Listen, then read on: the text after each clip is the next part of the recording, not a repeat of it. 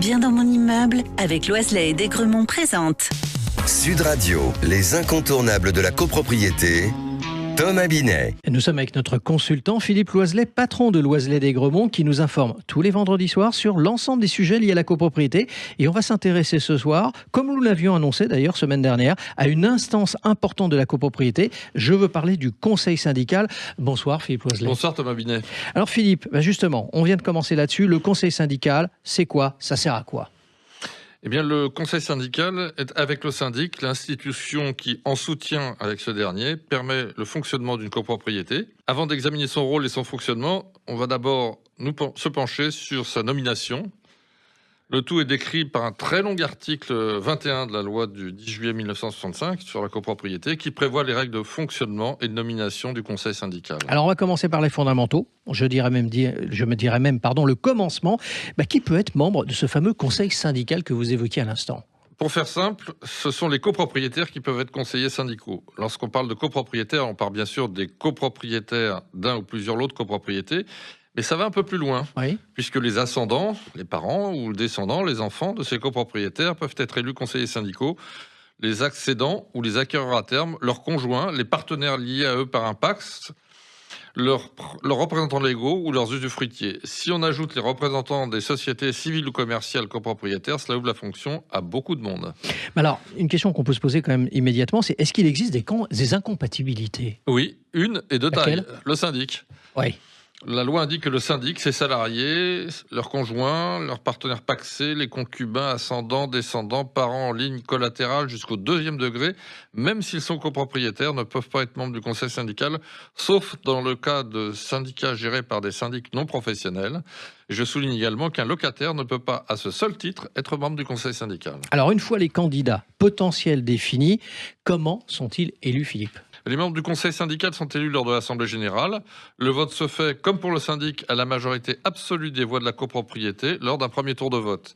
Si un ou plusieurs candidats ne recueillent pas le nombre de voix nécessaires, un deuxième tour de vote peut être organisé à la majorité simple. Si l'Assemblée générale ne parvient pas, par défaut de majorité, à élire un conseil syndical, le juge, saisi par un ou plusieurs copropriétaires ou par le syndic, peut, avec l'acceptation des intéressés, désigner les membres du conseil syndical. Mais il peut également constater l'impossibilité d'instituer ce conseil. Précisons enfin que l'Assemblée peut décider par délibération spéciale, à la majorité des 2/3 des voix et de la moitié des copropriétaires, de ne pas instituer de conseil syndical. Alors on reste toujours sur le conseil syndical et on s'intéresse à la durée du mandat des membres du conseil syndical. Quelle est cette durée justement, Philippe ? Comme pour le syndic, la durée du mandat des membres du conseil syndical est fixée par l'Assemblée générale ou par le règlement de copropriété. Elle est d'1, 2 ou 3 années. Et il est habituel que les membres puissent être réélus à l'issue de leur mandat. Et quel est votre conseil sur ce sujet de la durée ? Parce que c'est un sujet, a priori. Oui, si la durée est fixée par le règlement de copropriété, il faut se conformer à cette règle. Sinon, je pense qu'un mandat de 3 ans évite des discussions en assemblée générale, année après année. Mais cela me semble de peu d'importance. En revanche, et bien que vous ne m'ayez pas posé la question, j'évoquerai la question du nombre de conseillers syndicaux. Quel est le nombre le mieux adapté ?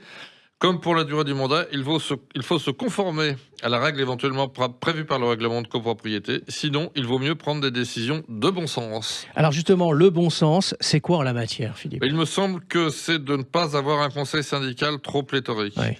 Il ne sert à rien d'avoir trop de conseillers syndicaux. Dans ces cas-là, les réunions n'en finissent pas, les responsabilités sont diluées et les décisions sont difficiles à prendre. Il faut par ailleurs adapter la taille du conseil à celle de l'immeuble. Concrètement, Philippe, ça donne quoi en fonction de la taille de la copropriété concernée ? Dans une copropriété de 10 logements, 3 membres actifs seront plus efficaces que 6 membres qui ne le sont pas. Et dans les plus grandes copropriétés, mieux vaut un conseil de 5 ou 7 membres, un membre par bâtiment par exemple, et de préférence en nombre impair pour pouvoir prendre des décisions, qui se renouvellent par partie à chaque élection qu'un conseil trop nombreux qui finit par ne plus prendre de décision.